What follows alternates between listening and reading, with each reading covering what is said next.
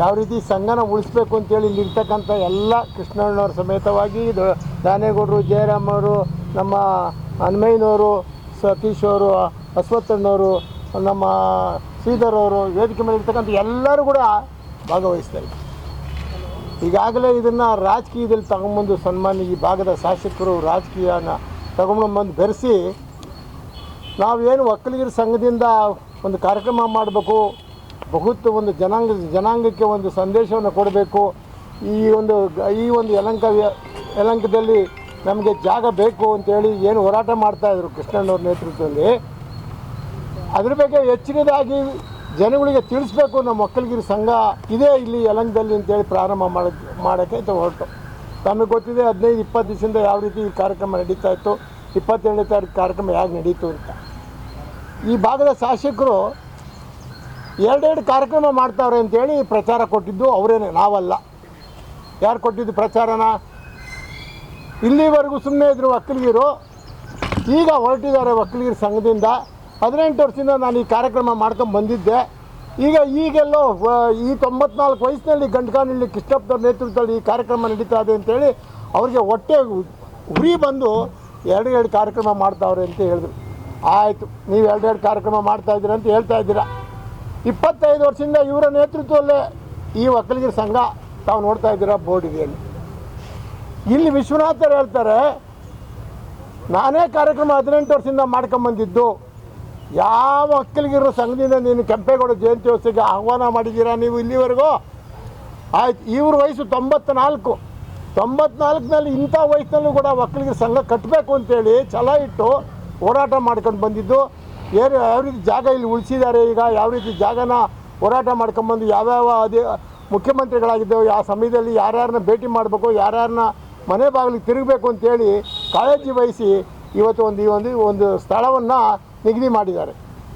ಈ ರಾಜ್ಯದ ಹಿಂದೆ ಇದ್ದಂಥ ನಾವು ಕೂಡ ಈ ಕಾರ್ಯಕ್ರಮಕ್ಕೆ, 27ನೇ ಕಾರ್ಯಕ್ರಮಕ್ಕೆ ಆಹ್ವಾನ ಮಾಡಿದ್ದೆವು. ನಾವೆಲ್ಲ ರಾಜ್ಯದ ಮುಖ್ಯಮಂತ್ರಿಗಳು, ಮಾಜಿ ಮುಖ್ಯಮಂತ್ರಿಗಳಾದಂಥ ಸದಾನಂದ ಗೌಡ್ರನ್ನ, ಕುಮಾರಸ್ವಾಮಿಯವ್ರನ್ನ, ದೇವೇಗೌಡರು ಸಾಹೇಬ್ರನ್ನ, ಹಾಗೆ ಈ ರಾಜ್ಯದ ಮುಖ್ಯಮಂತ್ರಿ ಆಗಿರ್ತಕ್ಕಂಥ ಈಗಿನ ಮುಖ್ಯಮಂತ್ರಿಗಳಾದಂಥ ಸನ್ಮಾನ್ಯ ಡಿ ಕೆ ಶಿವಕುಮಾರ್ ಸಾಹೇಬ್ರನ್ನ ನಾವೆಲ್ಲ ಆಹ್ವಾನ ಮಾಡಿದ್ದು. ಆದರೆ ಸನ್ಮಾನ್ಯ ವಿಶ್ವನಾಥ್ ಅವರು ಒಂದು 4-5 ಪ್ರೆಸ್ ಮೀಟಲ್ಲಿ ಕೊಟ್ಟಿದ್ದರು. ಏನಂತ ಕೊಟ್ಟಿದ್ರು ಅಂದರೆ, ಈ ಒಕ್ಕಲಿಗರ ಸಂಘದವರು ಬೇಕು ಅನ್ನೋ ದೃಷ್ಟಿ ಇಟ್ಕೊಂಡು ಒಂದು ಕಾರ್ಯಕ್ರಮ ಮಾಡ್ತಾ ಇದ್ದಾರೆ. ಈ ಕಾರ್ಯಕ್ರಮಕ್ಕೆ ನೀವು ಯಾರೂ ಹೋಗಬೇಡಿ. ಈ ಮಾನ್ಯ ಮುಖ್ಯಮಂತ್ರಿಗಳು, ಈಗಿನ ಮುಖ್ಯಮಂತ್ರಿಗಳು ಈ ಕಾರ್ಯಕ್ರಮಕ್ಕೆ ಬರೋದಿಲ್ಲ. ಹಾಗಾಗಿ ನನಗೆ ಪರ್ಮಿಷನ್ ಕೊಡಿ ನೀವು ಅಂತೇಳಿ ಒಂದು 16ನೇ ತಾರೀಕು ಒಂದು ಅರ್ಜಿ ಹಾಕ್ತೀರ ನೀವು. ನಾವು ಕೊಟ್ಟಂಥ ಏನು ಅರ್ಜಿ ಕೊಟ್ಟಿದ್ದು, ನಾವು 8ನೇ ತಾರೀಕು ಅರ್ಜಿ ಕೊಟ್ಟಿದ್ದು ಕೃಷ್ಣಣ್ಣವ್ರ ನೇತೃತ್ವದಲ್ಲಿ ಈ ಸಂಸದರಾದಂಥ ಈ ಭಾಗದ ಮಾಜಿ ಮಂತ್ರಿಗಳು ಮತ್ತು ಸಂಸದರಾದಂಥ ಡಾಕ್ಟರ್ ಸುಧಾಕರ್ ನೇತೃತ್ವದಲ್ಲಿ ಅದನ್ನು 4-5 ದಿವಸ ನೀವು 8 ದಿವಸ ಎಲ್ಡಪ್ ಮಾಡಿಸಿ ಒಬ್ಬ ಇಂಜಿನಿಯರ್ ಹತ್ರ ಮಡಗಿಸಿ ಏನೆಲ್ಲ ಪಿತೂರಿ ಮಾಡಿ ನೀವು ಈ ಕಾರ್ಯಕ್ರಮ ನಡೀಬಾರ್ದು ಅಂತೆಲ್ಲ ನೀವೆಲ್ಲ ಏನೇನು ಮಾಡಿದ್ದೀರಾ ಎಲ್ಲ ಒಕ್ಕಲಿಗ ಜನಾಂಗ ನೋಡ್ತಾ ಇದೆ. ಇವತ್ತು ಸುಮ್ಮನೆ ಏನು ಕೂತಿಲ್ಲ. ಇವತ್ತು ಪ್ರೆಸ್ ಮೀಟಲ್ಲಿ 27ನೇ ತಾರೀಕಿಂದ ನಾವು ಕಾರ್ಯಕ್ರಮ ಆಗಲಿ ಅಂತಲೇ ನಾವು ಕೂಡ ಸೌಜನ್ಯದಿಂದ ಗೌರವದಿಂದ ಅವ್ರನ್ನ ಮಾತಾಡ್ಸ್ಕೊಂಡು ಬಂದಿದ್ದೀವಿ. ಆದರೆ ಸದಾನಂದ ಗೌಡರು ಈ ರಾಜ್ಯದ ಮುಖ್ಯಮಂತ್ರಿಯಾಗಿ ಬರೀ BJP ಮುಖ್ಯಮಂತ್ರಿ ಆಗಿದ್ರಾ ಅಥವಾ ಇಡೀ ರಾಜ್ಯಕ್ಕೋಸ್ಕರ ಮುಖ್ಯಮಂತ್ರಿ ಆಗಿದ್ರಾ ಅನ್ನೋದು ಆ ವಿಶ್ವನಾಥ ಅರ್ಥ ಮಾಡ್ಕೊಬೇಕು. ಸನ್ಮಾನ್ಯ ಕಾಂಗ್ರೆಸ್ ಕಾರ್ಯಕ್ರಮಕ್ಕೆ ಹೋಗಬಾರ್ದು ಅಂತ ಸದಾನಂದ ಗೌಡರು ಮುಖ್ಯಮಂತ್ರಿಗಳಿಗೆ, ಮಾಜಿ ಮುಖ್ಯಮಂತ್ರಿಗಳಿಗೆ ಇವರು ಧಮಕಿ ಕೊಡ್ತಾರೆ ಅಂದರೆ ಇನ್ನು ಬೇರೆ ಜನಾಂಗದವ್ರಿಗೆ ಯಾವ ರೀತಿ ಧಮಕಿ ಕೊಟ್ಟಿರ್ಬೋದು ಯಪ್ಪ ಇಲ್ಲಿವರೆಗೂ? ಎಷ್ಟು ದಿನ ಅಂತ ನಾವು ಸಹಿಸ್ಕೊಂಡಿರೋಕ್ಕಾಗುತ್ತೆ? ಆಯಿತು, 27ನೇ ತಾರೀಕು ಕಾರ್ಯಕ್ರಮದಲ್ಲಿ ನೀವು 26ನೇ ತಾರೀಕು ಕಾರ್ಯಕ್ರಮಕ್ಕೆ ಸಾಯಂಕಾಲನೋ ರಾತ್ರಿನೋ ಸನ್ಮಾನ್ಯ ಮುಖ್ಯಮಂತ್ರಿಗಳನ್ನ ಆಹ್ವಾನ ಮಾಡಿದಾರ. ಅವರು ದೊಡ್ಡ ಹೃದಯವಂತರು, ಶ್ರೀಮಂತಿಕೆ. ಅವ್ರು ಬಂದು ನಿಮ್ಮ ಕಾರ್ಯಕ್ರಮದಲ್ಲಿ ಸನ್ಮಾನ್ಯ ರೋಡಲ್ಲಿ ಹೋಗ್ಬೇಕಾದ್ರೆ ಬಂದು ಹೋಗಿದ್ದಾರೆ. ನೀವು ನಿಮ್ಮ ಉದ್ದೇಶ ಏನಿತ್ತು? ನಾವು ಯಾರೋ ಅಶ್ವಥ್ ನಾರಾಯಣ ಅವ್ರನ್ನ ಉಪಮುಖ್ಯಮಂತ್ರಿಗಳನ್ನ ಕರೆದಿದ್ದೋ, ಅವ್ರನ್ನ ತಡೆದಿದ್ದೀರಾ. ಅಶೋಕ್ ಸರ್ನ ಕರೆದಿದ್ದೋ, ಅವ್ರನ್ನ ತಡೆದಿದ್ದೀರಾ. ಆಯ್ತು, ಕಾಂಗ್ರೆಸ್ ಕಾರ್ಯಕ್ರಮ ಅಂತ ಹೇಳ್ತಿರಲ್ಲ, ನಾವು ಇದ್ದದ್ದು ಅಲ್ಲಿ ಕಾಂಗ್ರೆಸ್ ಕಾರ್ಯಕ್ರಮ ಆಗಿದ್ರೆ ಸನ್ಮಾನ್ಯ ಮುಖ್ಯಮಂತ್ರಿಗಳು ನಮ್ಮ ಕಾರ್ಯಕ್ರಮಕ್ಕೆ ಬರ್ತಾಯಿದ್ರು. ಇಡೀ ಒಕ್ಕಲಿಗ ಜನಾಂಗನ ನೋಡಿ ಅವತ್ತು ಸನ್ಮಾನ್ಯ ಮುಖ್ಯಮಂತ್ರಿಗಳು ಅಲ್ಲೂ ಅಟೆಂಡ್ ಮಾಡಿದ್ದಾರೆ, ಇಲ್ಲೂ ಅಟೆಂಡ್ ಮಾಡಿದ್ದಾರೆ ಅಂತ ಹೇಳ್ತೀರಾ. ಆಯಿತು, ನಾವು ನಿಮಗೊಂದು ಕ್ವಶನ್ ಕೇಳ್ತೀನಿ ಸನ್ಮಾನ್ಯ ವಿಶ್ವನಾಥ್ ಅವರೇ. ಈ ಯಲಹಂಕ ವಿಧಾನಸಭಾ ಕ್ಷೇತ್ರದಲ್ಲಿ ಈ ಒಕ್ಕಲಿಗರ ಸಂಘದ ಬಿಲ್ಡಿಂಗು ಅಲ್ಲಿ ತಾವು ಎಷ್ಟು ದಿನ ಬಂದು ಹೋಗಿದ್ದೀರಾ? ನೀವು ಒಕ್ಕಲಿಗರು ಅಂತ ಹೇಳ್ತಾ ಇದ್ದೀರಲ್ಲ, ಒಕ್ಕಲಿಗ ಜನಾಂಗನ ಅವಮಾನ ಮಾಡ್ತಾ ಇದ್ದೀರಲ್ಲ. ಸದಾನಂದ ಗೌಡರು ಒಕ್ಕಲಿಗರೇ ಅಲ್ಲ, ಮಂಗಳೂರಿನವರು ಅನ್ನೋ ಒಂದು ಹೇಳ್ತಾ ಇದ್ದೀರಲ್ಲ.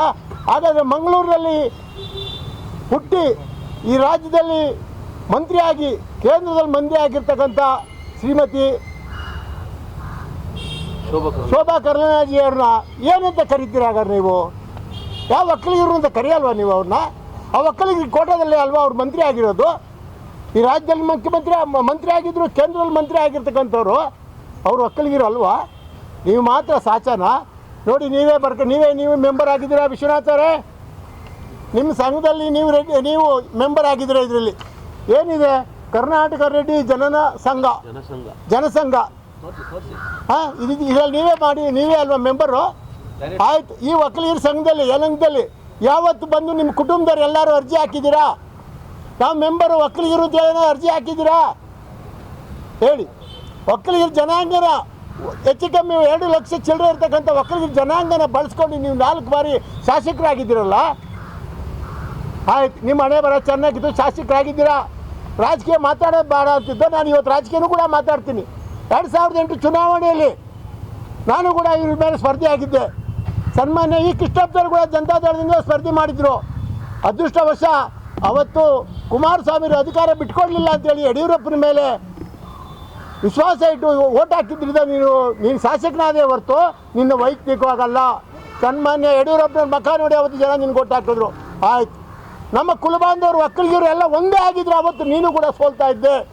ಸನ್ಮಾನ್ಯ ಈ ಕೃಷ್ಣಪ್ಪದವರು ನಾವಿಬ್ಬರು ಒಂದೇ ಕ್ಷೇತ್ರದವರು, ಒಂದೇ ಊರಿನವರು, ಒಂದೇ ಸಂಬಂಧಿಕರಾಗಿದ್ದರಿಂದ ನನಗೂ ಕೂಡ 56,000 ಓಟ್ ಬಂದಿತ್ತು. 32,000 ಚಿಲ್ಲರೆ ಕೃಷ್ಣಣ್ಣವ್ರು ಓಟ್ ತಗೊಂಡಿದ್ರು. ಅವತ್ತು ಆ ಭಾಗದಿಂದ ನಾನು ನಿಲ್ಲದೆ ಹೋಗಿದ್ರೆ ಅಥವಾ ಈ ಕೃಷ್ಣಣ್ಣವ್ರು ನಿಲ್ಲದೆ ಹೋಗಿದ್ರೆ ಚುನಾವಣೆ ನೀನು ಗೆಲ್ತಿದ್ದ? ಏನು ಅದೃಷ್ಟವಶ 2ನೇ ಬಾರಿ ಕೂಡ ನಾನು ಚುನಾವಣೆ ನಿಂತೆ. ಪಕ್ಷಾತೀತವಾಗಿ ನಾವು ಕಾಂಗ್ರೆಸ್ ಪಕ್ಷ ಬಿಟ್ಟು ದಳದಿಂದ ನಿಂತಿದ್ದರಿಂದ ನಿನಗೆ ಗೆಲುವಾಯಿತು. ನಮ್ಮ ಜನಾಂಗದವ್ರನ್ನೆಲ್ಲ ಬಳಸ್ಕೊಂಡು ನೀನು ಇವತ್ತು ಗೆದ್ದ ಆದಮೇಲೆ ಯಾರ್ಯಾರನ್ನ ಎಲ್ಲೆಲ್ಲಿ ಕುಣಿಸಿದ್ಯಪ್ಪ ನೀನು? ನಿನಗೆ ಹಗಲು ರಾತ್ರಿ ದುಡ್ದಂಥ ಸನ್ಮಾನ್ಯ ಹನುಮಯ್ಯನವ್ರನ್ನ ಏನೇನು ಮಾತಾಡಿದ್ದೀರಾ ನೀವು? ನಿಮ್ಮ ಹಿಂದೆ ಇರ್ತಕ್ಕಂಥ ಬಾಲಗಳನ್ನ ಇಟ್ಕೊಂಡು ಚೀಲಗಳನ್ನ ಇಟ್ಕೊಂಡು ಅಂತ ಹೇಳ್ತೀರ ನಮ್ಮನ್ನು. ನೀವೆಲ್ಲ ಯಾವ್ಯಾವ ರೀತಿ ಮಾತಾಡ್ಸಿದ್ದೀರ ಸನ್ಮಾನ್ಯ ಹನುಮಯ್ಯನವ್ರು ಯಾವತ್ತೂ ಸೈಕಲ್ ತುಳ್ಕೊಂಡು ಬಂದೆ ನಾನು ರಾಜಕೀಯಕ್ಕೆ ಅಂತ ಹೇಳ್ತಾರಲ್ಲ, ಅವತ್ತು ಹನುಮಯ್ಯನವ್ರು ನಿಮ್ಮ ಜೊತೆಗೆ ಸಾಥ್ ಕೊಡಲಿಲ್ವಾ? ಅದೇ ರೀತಿ ಸನ್ಮಾನ್ಯ ಸತೀಶ್ವರು ನಾನೇ ಗೆಲ್ಲಿಸಿದೆ ಚುನಾವಣೆಯಲ್ಲಿ. ಅವನೆಲ್ಲ ಇದ್ದನ್ನು ಕರ್ಕೊಂಬಂದು ಬಿಟ್ಬಿಟ್ಟೆ, ತಪ್ಪು ಮಾಡಿಬಿಟ್ಟೆ ನಾನು. ಅವನ್ನ ತಾಲೂಕಿನಿಂದ ವಜಾ ಮಾಡಿಬಿಟ್ಟಿದ್ವಿ ನಮ್ಮ ಪಾರ್ಟಿಯಿಂದ ಅಂತೇಳಿ ಹೇಳ್ತೀಯಲ್ಲಪ್ಪ.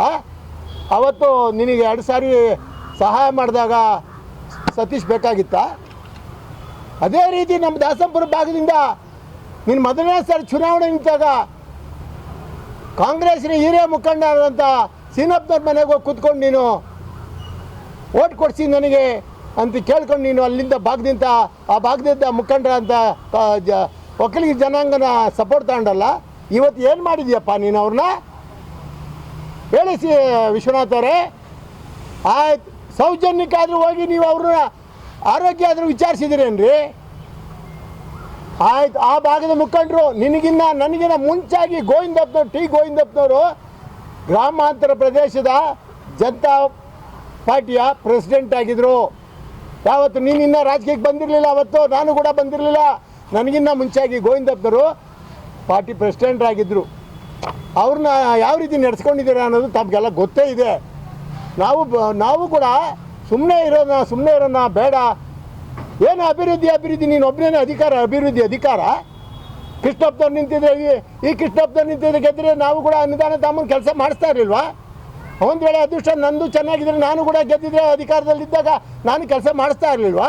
ನೀನೊಬ್ಬನೇ ಅಧಿಕಾರದಲ್ಲಿ ಇದ್ಕೊಂಡು ನಾನೇ ತಂದೆ ಎಲ್ಲ ಈ ರಾಜ್ಯದ ಮುಖ್ಯಮಂತ್ರಿ ಮನೆ ಬಾಗಿಲಿಗೆ ಹೋಗಿ ಹಣ ತಗೊಂಬರೋದು. ಯಾವ್ಯಾವ ಸಮಯದಲ್ಲಿ ಯಾವ್ಯಾವ ಪಾರ್ಟಿ ಮುಖ್ಯಮಂತ್ರಿ ಇರ್ತಾರೋ ಅವ್ರ ಹತ್ರ ಎಲ್ಲ ಹೋಗಿ ದುಡ್ಡು ತರೋದು. ಫೈಟ್ ಮಾಡಿ ಕಿತ್ಕೊಂಬಂದ್ಬಿಟ್ಟೆ. ನನಗೆ ಹಣನೇ ಕೊಡ್ತಾ ಇರಲಿಲ್ಲ, ಫೈಟ್ ಮಾಡಿ ಕಿತ್ಕೊಂಬಂದ್ಬಿಟ್ಟೆ.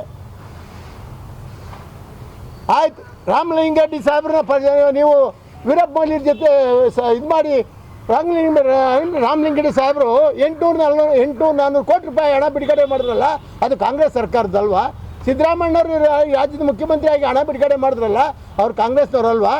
ನೀನು ಮಾತ್ರ ಕಾಂಗ್ರೆಸ್ನವ್ರ ಕಾರ್ಯಕ್ರಮ ಕರೆದಿದ್ದಾರೆ ಹೋಗ್ಬೇಡಿ ಅಂತ ಹೇಳ್ತಿರಲ್ಲ. ನಿನ್ನ ಹೆಂಡತಿ ಯಾವ ಪಕ್ಷದಿಂದ ಅಧ್ಯಕ್ಷ ಆಗಿದ್ದು, ಜಿಲ್ಲಾ ಪಂಚಾಯತಿ ಅಧ್ಯಕ್ಷ ಆಗಿದ್ದು ಯಾವ ಪಕ್ಷದಿಂದ ಹೇಳಿ ವಿಶ್ವನಾಥ್ರೆ? 22 ಜನ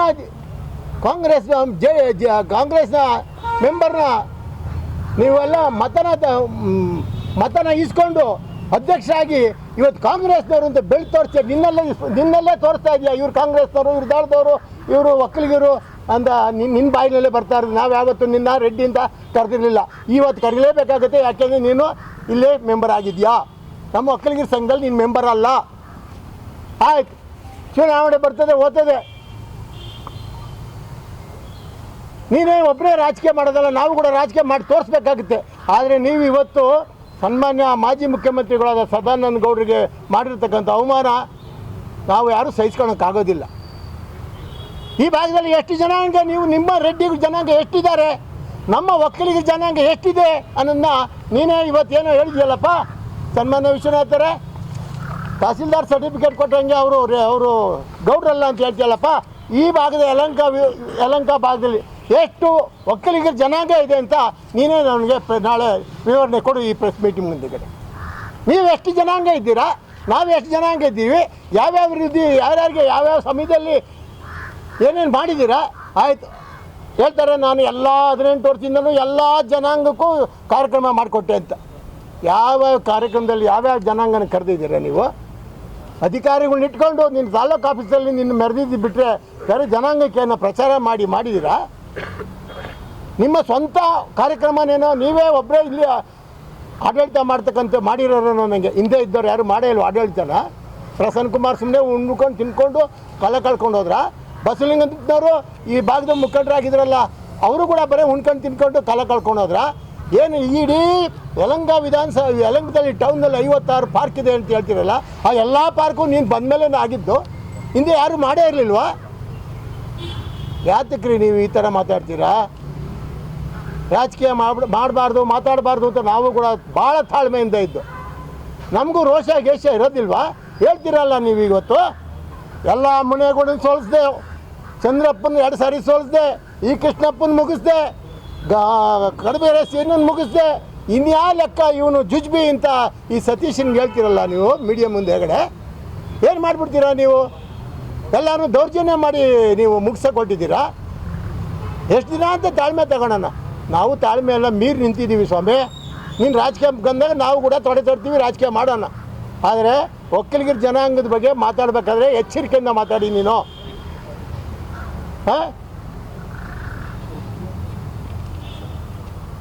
ಎಚ್ಚರಿಕೆಯಿಂದ ಮಾತಾಡಿ ವಿಶ್ವನಾಥರೇ. ಇನ್ನು ಮುಂದೆ ಈ ಥರ ಇದೇನೋ ಥರ ಮಾತಾಡಿದ್ರೆ ನಾವು ಯಾವ ರೀತಿ ನಿನಗೆ ಟಾಂಗ್ ಕೊಡಬೇಕು ಅನ್ನೋದು ನಾವು ಕೂಡ ಮಾಡ್ತೀವಿ.